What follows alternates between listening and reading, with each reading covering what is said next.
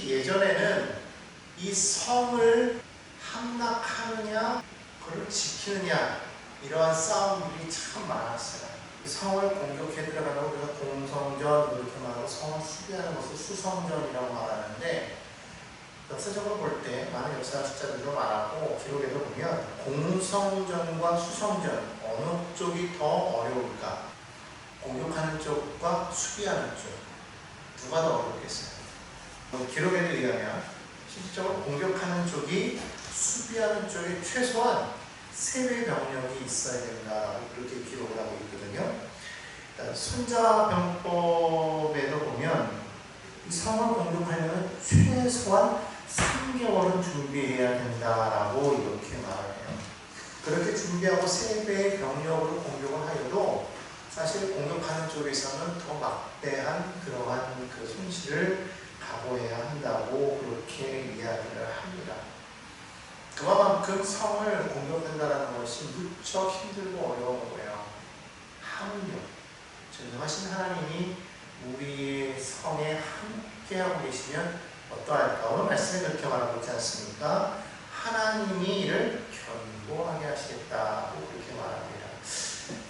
현대인의 성경을 보니까요, 뭐라고 그랬냐면 하나님이 견고하게 하신다. 이 말은 하나님이 함께 하시기 때문에 안전하다라고 그렇게 말을 하고 있어요.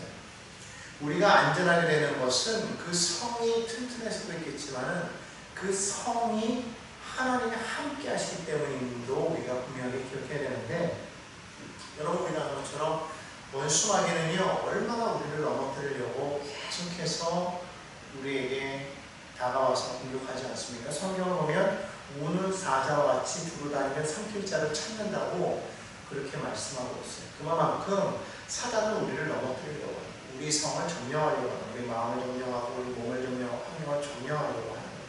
그런데 우리는 그것을 막을 수 없지만 하나님이 함께 하실 때 우리는 그것을 능히 이길 수가 있다라고 그렇게 말을 하는 거죠. 하나님이 함께 하시다. 그런데 더 중요한 것은 무엇이냐면 오늘 본문을 보니까요, 하나님이 성이 되시겠다고 그렇게 말씀하고 있어요. 하나님이 성이 되신다는 거예요. 하나님께서 친히 성이 되셔서 우리를 지키시겠다고 그렇게 말씀하고 있어요.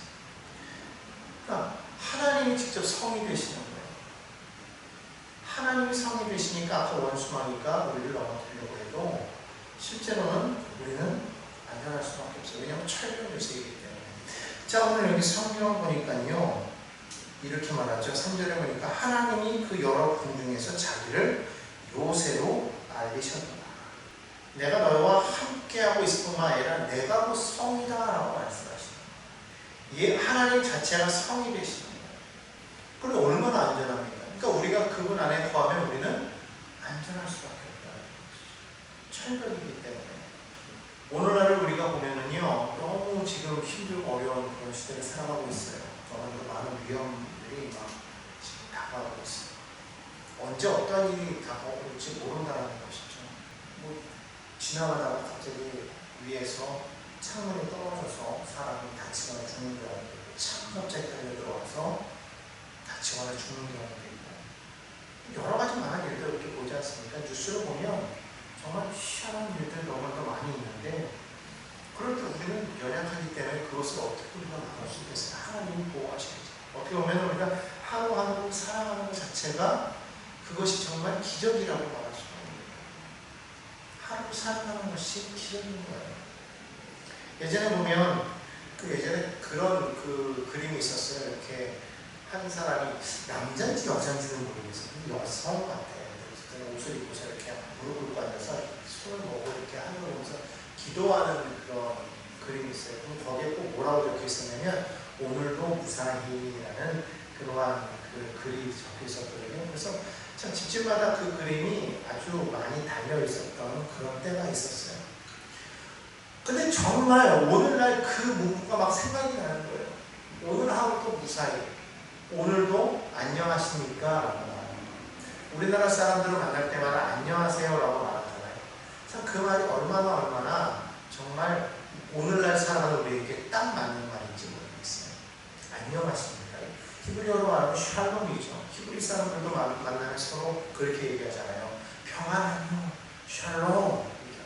예수님께서 부활하신 예수님께서 제자들에게 나타나셨을 때도 하신 말씀이 평안하느냐라고 이렇게 말씀하셨어요. 평안하냐.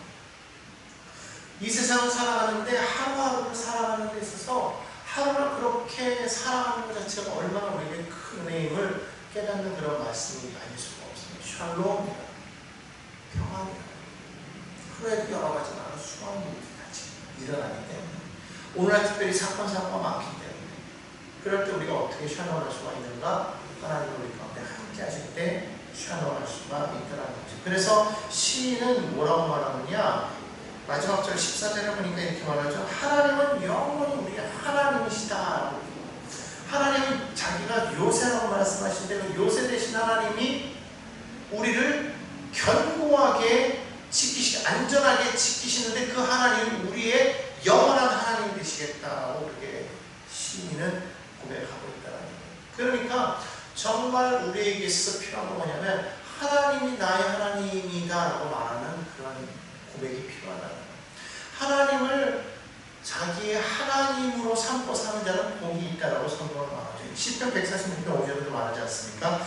야곱의 하나님을 자기의 도움으로 삼으며 야훼 자기 하나님에게 자기의 소망을 두는 자는 복이 있다. 그러니까 우리가 항상 살아가면서 우리는 늘 고백해야 되는 게 뭐냐면 하나님은 나의 하나님으로 인정하고 그 하나님과 더불어서 우리가 살아갈 때에 우리는 안전하다. 그럼 우리가 늘 마음이 불안하고 두렵고 떨리는 건 왜 그럴까요? 하나님을 나의 하나님으로 인정하지 않기 때문에 그렇다는 거예요. 요즘 지금 파리올림픽이 지금 한참 진행 중에 있지 않습니까? 파리올림픽을 진행하고 있는데 저는요 그걸 보면서 우리나라 선수가 나올 때마다 참 긴장돼요. 내가 선수도 아닌데 왜 이렇게 내가 긴장되고 두렵고 떨리는지 모르겠어요. 근데 저는 뭐 다른 사람들도 그렇다고 하는데 이상하게 실제로 지금 그 보는 장면 예전에는요 잘 못 봤어. 왜냐면 너무 긴장되니까. 그래서 항상 어떻게 했냐면 다 끝나고 난 다음에 결과를 보는 그런 경우가 있어요. 나만 그런 줄 알았더니 그런 사람들이 의외로 많더라고요. 요즘에는 물론 그 실시간으로 그 라이브 방송을 이렇게 보면서 막 응원하면서 뭐 이기든 지든 뭐 막 파이팅을 막 외치고 그러긴 하는데 사실 긴장된단 말이죠. 근데 보는 우리도 긴장되겠지만 실제로 그 시합에서 뛰는 사람은 어떤가요? 더 두렵고 떨리겠죠. 그런데 여러분요 이건 알아야 돼요. 내가 두렵다면 상대방은 어떨까요? 상대방도 두려워한다는 거예요. 내가 긴장하는데 상대도 긴장하는 거예요. 내가 어렵게 느끼면 상대방도 어렵게 느낀다는 거예요. 나만 그런 게 아니라는 것이죠. 그렇기 때문에 우리는 오히려 담대해야 된다는 거예요. 그러나 물론 그렇다고 해서 담대함이 뭐 내가 가져야 된다고 해서 담대할 수는 없겠죠. 하지만 그런 상황 속에서도 떨리지 않을 때가 있어요. 언제 그럴까요? 언제 떨리지 않을까요? 내가 충분히 연습하고 내가 충분히 내가 실력이 그만큼 올라갔을 때 상대방이 나보다 아무것도 아니게 보일 그때는 어때요? 떨리지 않겠죠? 그렇죠? 근데 또 하나가 있어. 그게 뭘까요?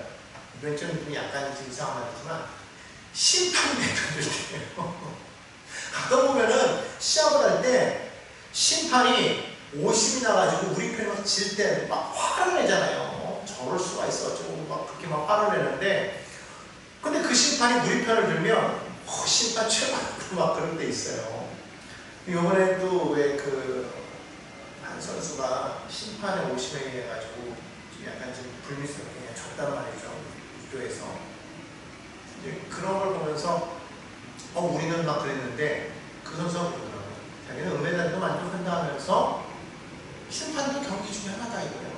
그래서 인정하고 넘어갔단 말이죠. 야 그걸 보면서 물론 그 심판이 오심을 했든 뭘 했든 간에 그렇게 해서 심판이 내 편이 되주면 물론 심판은 공정해야 되겠지만 더 좀 힘이 나지 않을까 그런 생각이 들었어요.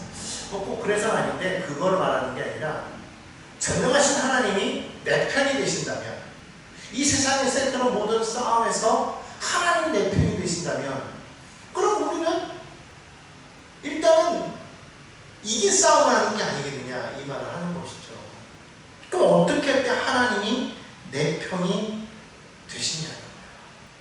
그 하나님을 여기 성경에서는 뭐라고 말하고 있냐면 우리 하나님은 정의의 하나님이라는 것이죠. 10절 보겠습니다. 하나님이여 주의 이름 같이 찬송을 땅끝까지 미쳤으며 주의 오른손에는 정의가 충만하였나이다. 하나님께는 정의가 있어요. 정의로우신 하나님이라는 거예요. 그 하나님은 공평하게 말씀하십니다. 그런데 그 정의 하나님이 내 편 될 수 있는 건 언제 그렇게 가능할까요? 내가 의로울 때, 내가 정의로울 때 그게 가능하겠죠. 그런데 여러분 생각해 보십시오. 세상 사람들은 모두가 다 정의롭습니까? 그렇지 못하다. 여기 우리 모두는 다 정의롭지 못합니다. 그러나 우리는 은혜가 있죠. 무엇입니까? 예수 그리스도를 통해서 우리는 정의롭게 되었다. 의롭게 되었다. 하나님께서 우리를 의롭다 여기신다. 그 덕분에 우리는 하나님이 내 편이 되어주시는 것이죠. 우리는 그것을 고백할 수 있다는 거예요. 그래서 악한 원수마귀가 우리를 치려고 대적하려고 우리에게 다가와도 한 길로 왔다가 7길로 도망가게 되는 그런 역사가 있게 된다는 거예요. 그래서 그 하나님이 나의 하나님 되시니까 시인이 뭐라고 마지막으로 그렇게 했느냐 하면 그가 우리를 죽을 때까지 인도하실 것이다. 영원히 죽을 때까지 영원히. 하나님은 영원히 누구 편? 내 편. 그렇지 않고 고백할까요? 하나님은 영원히 내 편이시다라는 것을 고백하고 있다라는 거예요. 그 하나님이 요새가 친히 되셔서 우리와 함께 하시니 그런 약한 원수마귀가 우리에게 다가와도 우리는 얼마든지 그런 싸움에서 승리하게 되더라는 것이죠. 성경을 보면 그런 일들이 참 많이 있어요. 이 수성전에서 하나님의 사람들이 이기는 장면이죠. 아람 군대가 엘리사를 잡으려고 도단성을 포위하지 않습니까? 그럴 때 하나님께서 오히려 하나님의 군대를 보내서 아람 군대를 사로잡는 그런 역사를 우리는 보았다는 거예요. 엘리사가 군대가 있었어요? 뭐가 있었어요? 아무것도 없었어요. 그런데 성을 지켰어요. 또 있어요. 아수르 대군이 남유다를 침공해 오지 않습니까? 히스기야는 병들고 힘이 없는 그런 연약한 존재였어요. 그런데 그때 어떤 일이 일어납니까? 하나님 앞에 기도했을 때 하나님께서 천사를 보내서 하룻밤에 아수르 군대 10만 5천을 완전히 몰살시키는 그런 놀라운 일을 이루셨다는 거예요. 수상했죠. 또 있어요. 성경에 보면 모압과 암몬과 마온의 연합군이 쳐들어왔어요. 오늘 여기 성경에 나오는 것처럼 여기 4절에 보니까 뭐라고 말합니까? 왕들이 모여서 함께 지나갔으며 이렇게 말하죠. 연합했다라는 거예요. 나는 하나인데 대적들은 막 수많은 사람들이 모여가지고 함께 연합해서 나를 치료해 다가온다는 거예요. 오늘 여기 상황과 똑같아요. 모압과 암몬과 마온의 연합군이 쳐들어갔다는 것이죠. 그렇게 남유다를 쳐들어왔을 때 여호사밧이 찬양들을 주축하여서 나아갔더니 서로 안에 자존질환이 일어나가지고 막 혼비백산해서 도망가는 그런 일들이 벌어지게 되더라는 거예요. 거기만 있습니까? 아니죠. 여호수아서를 보면 아무리 5왕이 연합해서 이스라엘을 침공해 오지 않습니까? 이스라엘 대적할 때 여호수아가 하나님을 믿고 나아갈 때 하나님께서 그들에게 우박을 내리심으로 승리하는 그런 장면이 나와요. 하나님께서 함께 하시니까 이기더라는 거예요. 아무리 대적들이 연합해서 나온다고 할지라도 하나님이 함께 하시니까 능히 이기게 되더라는 거예요. 자, 그렇게 따지니까 아이고 목사님 아까 그러면 공성전이 뭐 어렵다고 말했으니까 정말 공성전은 어려운데 수성하는 건 그거 쉬운 거 아닙니까? 과연 그러냐? 그렇지 않은 것도 있어요. 왜 그러냐면 이스라엘 백성들이 가나안 땅을 들어갈 때 그들이 그 앞에 여리고성을 만나지 않습니까? 여리고성을 만났을 때 여리고성 어떤 성이었어요? 엄청 크고 든든한 성이었다고 이렇게 말하고 있어요. 그런데 이스라엘 백성들이 그 성을 싸움 한 번 하지 않고 점령하는 장면이 나오죠. 여러분 거기 보십시오. 어떻게 그 여리고성을 무너뜨릴 수가 있었어요? 이스라엘 백성들은 싸움 한 번 안 했는데 하나님이 함께 하시기 때문 아닙니까? 하나님이 행하시기 때문에 아니겠어요? 자, 그렇게 보면 수성이 쉬워요? 어려워요. 싸움하지 않아도 무너지더란 말이죠. 그러면 앞서서 이스라엘 백성들이 성을 지킬 수 있었던 것, 싸움에서 이길 수 있었던 것, 연합군이 다가와도 능히 이길 수 있었던 건 무엇 때문이라는 거예요? 하나님이 함께 하셨기 때문에 가능했다는 거예요. 여러분 이것을 우리가 기억해야 될 줄로 믿습니다. 근데 많은 사람들이 내게 있는 것을 바라보지 정말 내게 있는 것을 바라보지 않는다는 거예요.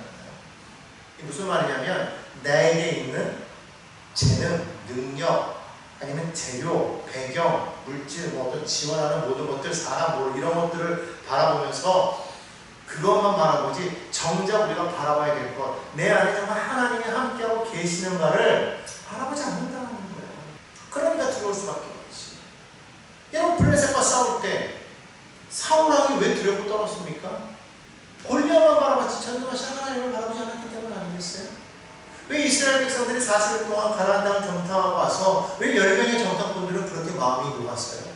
하나님을 바라보지 아니하고 그 성에 있는 그 큰 거인들을 보았기 때문이 아니겠습니까? 아낙 자손들을 바라봤기 때문에 마음이 떨렸던 거 아니에요? 왜 마음이 녹아져 내리느냐? 하나님을 제외하고 바라보기 때문에 그렇다는 거예요. 우리는 하나님을 껴서 바라봐야 된다는 거예요. 하나님의 눈으로 바라봐야 된다는 거예요. 그럴 때 우리는 능히 이길 수가 있게 된다는 거죠. 많은 사람들이 하나님을 간과해 버린다는 거예요. 하나님을 바라보지 않는다. 그런데 여기 성경에 보면은요, 사무엘서에 보면 한 인물이 나옵니다. 바로 사울의 아들 요나단이었어요. 그가 블레셋 진영으로 나아갈 때 자기 무기를 든 소년과 둘이 나아가지 않습니까? 그때 그가 했던 말, 그 소년에게 요나단이 했던 말, 사무엘하 14장 6절에 보면 이렇게 말하죠. 야훼의 구원은 사람의 많고 적음에 달리지 아니하였다. 하나님의 구원은 사람의 많고 적음에 달리지 아니하였다. 그렇게 말하잖아요. 그리고는 쳐들어가요. 그리고는 그 블레셋 그 지경을 완전히 그냥 흔들어 놓지 않습니까? 이게 뭐냐면 요나단은 하나님을 통해서 바라보았다는 거예요. 다윗도 마찬가지죠. 다윗도 사울은 골리앗을 바라봤지만 다윗은 골리앗이 아닌 하나님을 바라봤어요. 여호수아와 갈렙이 그 아낙 자손을 바라보지 않고 하나님을 바라보았다는 거죠. 엘리사가 그 아낙 문제를 바라보지 않고 하나님을 바라보았다는 거죠. 우리도 또한 우리 앞에 놓여있는 그 문제를 바라보지 않냐고 그 문제 위에 계신 그 전능하신 하나님을 바라볼 때 그건 아무것도 아니게 되는 거예요. 어디에 초점 맞추냐, 어디에 집중하냐가 이게 정말 중요한 것이죠. 사역을 하는 사람들이, 양봉을 하는 사람들이 예전에 훈련할 때 보면은 큰 도화지에는 조그만 점 하나 놓고 그걸 뚜렷하게 바라보면 되잖아요. 언제까지 그 점이 이 큰 종이보다 더 커질 때까지. 집중하면은요, 그것이 그 주변에 있는 것을 사로잡아버리는 거예요. 우리가 무엇을 우리가 바라보느냐에 따라서 그것이 모든 것을 삼켜버려요. 문제를 바라보니까 그 문제가 모든 것을 삼켜버리는 거예요. 그러면 하나님을 바라보니까 그 하나님의 문제를 삼켜버리는 거예요. 그러니까 자꾸만 문제를 바라보면서 문제가 크다 말하지 마십시오. 그럼 사울처럼 우리는 장막 안에 들어가서 두려워할 수밖에 없어요. 아니, 여러분, 사울이 얼마나 키가 큰 사람이었어요. 골리앗보다는 작았지만 보통 평균 사람들보다는 키가 큰 사람이었어요. 보통 사람들보다 머리가 하나 더 큰 그런 사람이었기 때문에 실질적으로 보면은 사울이 골리앗과 대적할 수 있을 비등하게, 뭐 똑같이는 아니겠지만 할 만한 그런 입장 아니었겠습니까? 그런데 사울은 어떻게 했어요? 장막 안에 들어가 숨었죠. 오히려 그보다 더 작은 다윗은요, 골리앗 앞으로 나갔다고. 사울과 다윗의 차이가 얼마나 컸으면 사울의 옷을 다윗에게 입혔더니 이게 옷이 쭉 끌려가지고는 도무지 거동이 안 되니까 벗어 던지고 그냥 맨몸으로 나가잖아요. 그럼 그렇게 따지면 다윗이 그렇게 키가 큰 사람도 아닌데도 불구하고 골리앗 앞에 나아갔을 때는 골리앗은 아무것도 아니게 보았다는 거예요. 왜냐하면 전능하신 하나님이 함께하고 계시니까. 하나님과 함께하고 있으면 내가 큰 거예요. 왜냐하면 다윗은 하나님의 목마를 타고 그 위에 올라가서 섰기 때문에 안에서 본 게 아니라 하나님의 시야에서 바라보니까 밑으로 내렸다는 것이지. 여러분, 우리가 그렇게 보아야 된다는 거예요. 지금 여러분, 우리와 환경이 지금 어렵고 곤란합니까? 힘들죠? 근데 여러분 기억해야 돼요. 하나님이 함께 하신다면 수성도 공성도 문제없다는 거예요. 역대하 20장 15절에 말하잖아요. 전쟁은 너에게 속한 것이 아니라 하나님께 속한 것이다. 여러분, 이것을 깨달아야 된다는 거예요. 우리가 싸우려고 하면 내 힘과 능력으로 싸워야 되니까 이거는 100점 100패할 수밖에 없어요. 하지만 하나님께서 우리와 함께 하셔서 하나님이 싸우면 내 싸움이 아니고 그때부터 누구 싸움이 되는 거예요? 하나님의 싸움이 되는 것입니다. 하나님이 일하시면 반드시 우리는 승리하게 된다는 것이죠. 여러분, 이것을 우리가 분명하게 깨닫고 우리는 살아가야 될 줄 믿습니다. 시편 기자는 그걸 알았다는 거예요. 그래서 하나님을 찬양하는 거예요. 하나님을 기뻐하는 거예요. 왜냐하면 그 하나님이 나의 요새가 되는 것을 깨달았기 때문에. 그 하나님은 작은 하나님이 아니고 크신 하나님, 크신 주. 그 크신 하나님이 나와 함께 하심으로 나는 반드시 이 모든 싸움에서 승리하게 된다라고 성경은 고백하고 있습니다. 오늘날 우리나라가 여기까지 올 수 있었던 것은 우리가 잘나서도 아니에요. 세계 역사를 봤을 때 우리나라처럼 정말 힘들고 어렵고 작은 나라가 없었어요. 그러나 우리가 지금까지 여기까지 올 수 있었던 것은 하나님의 은혜인 것을 우리는 기억해야 될 필요가 있습니다. 그것을 생각하면서 우리는 교만하면 안 돼요. 오늘 우리나라에 있어서 지금 조금 문제가 되는 건 뭐냐면 어느 순간 내가 하나님께서 행하셨다는 걸 지금 잊어버리고 있다는 거예요. 하나님이 지금까지 우리를 여기까지 세워줬다는 걸 잊어버린다는 거예요. 여러분 그걸 기억해야 되는 거예요. 사무엘이 행했던 건 무엇이었습니까? 미스바에 돌을 세워놓고 이렇게 말하잖아요. 에베네스, 하나님이 여기까지 우리를 인도하셨다. 여러분 이것을 우리가 기억해야 될 줄로 믿습니다. 지금까지 인도하신 그 하나님을 우리도 망각해서는 안 되는 거예요. 지금 내가 잘 나간다고, 지금 내가 승승장구한다고 해가지고 나 혼자 잘났다고 여러분 그렇게 생각하면 안 되는 거예요. 하나님이 나와 함께 하셨기 때문에 내가 여기까지 온 것이죠. 지금 비록 조금 안 된다고 해서 그렇기 때문에 낙심하면 안 되는 거예요. 왜? 그 하나님은 영원히 우리 하나님 되실 것이기 때문에 그 하나님을 믿고 하나님께 맡겨보자라는 것이죠. 그렇게 우리 나아가십시다. 우리의 눈으로 바라보고 우리가 계산하고 보다 보면 여러분 할 수 있는 것은 아무것도 없어요. 우리는요 어디서 바라봐야 되냐면 하나님의 성에서 우리는 보아야 되는 거예요. 하나님의 눈으로 바라봐야 되는 거예요. 누구의 눈으로 바라보느냐에 따라서 모든 것이 다 달라지는 것이죠. 매 눈으로 바라볼 것이냐 아니면 토끼 눈으로 바라볼 것이냐, 여기에 따라서 우리 운명이 바뀌는 것을 우리는 기억해 줄 줄 있습니다. 그렇기 때문에 가장 중요한 것은요 바라보는 거예요. 내가 무엇을 바라보는 대로 이루어지는 거예요. 그래서 제일 먼저 바뀌어야 되는 것은 눈이 바뀌어야 돼요. 우리 눈이 바뀌지 않으면 안 돼요. 뭘 바라보는 거죠. 그러니까 눈이 바뀌면 생각이 바뀌게 돼 있어요. 원대한 꿈을 가지고 바라보는 사람은요 원대한 생각을 가지고 살아가게 돼 있어요. 그런데 자그마한 것을 바라보는 사람은요 정말 모든 것이 다 작게만 생각하게 돼 있다. 승리를 바라보는 사람은 승리만을 생각하는 것이고 실패를 바라보는 사람은 안 된다고 말하는 것이죠. 오늘 성경에 나온 모든 사람들은 승리를 바라보는 그런 사람인 줄 믿습니다. 오늘 여러분 지금 여러분 앞에 놓여있는 그런 많은 문제들을 바라보면서 그 문제를 우리가 이길 수 없어요. 그렇기 때문에 우리는 낙심하지만 그러나 낙심하지 말라고 성경은 말하고 있지 않아요. 하나님께서 함께 하시면 반드시 기적은 일어나게 되어 있습니다. 네, 하나님께서 행하십니다. 하나님께서 일을 행하십니다. 따라합시다. 하나님께서 일을 행하십니다. 일을 행하는 여호와 그를 저 성취하는 여호와 그 이름에 하여라 자기가 지르노라 너는 내게 부르짖으라 내가 내게 응답하겠고. 뭐라고요? 내가 내게 응답하겠고. 오늘 여러분 우리가 하나님 앞에 기도할 때 하나님께서 응답하시는 걸 믿으십니까? 오늘 그것을 믿고 나아가는 저와 여러분 되십시다. 그리함으로 말미암아 매일매일을 하나님의 그 응답으로 기적을 체험하는 믿음의 복된 성도 여러분들 다 되시기를 주님의 이름으로 축원합니다.